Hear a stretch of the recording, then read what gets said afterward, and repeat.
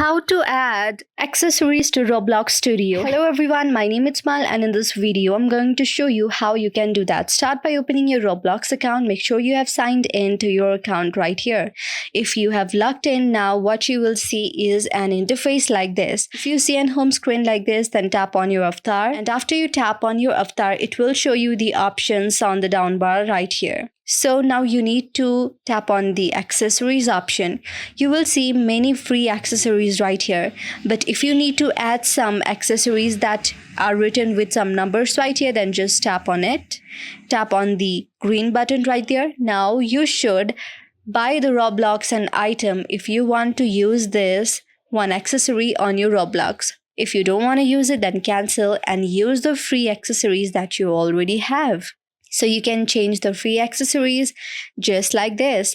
And you can see that the dummy has already been changed. After your avatar is changed, you can just save it and then use the accessories just like that. So I hope this video helped you. If you like the video, then please do thumbs up, subscribe, and also comment in the comment section below. Thank you for watching the video.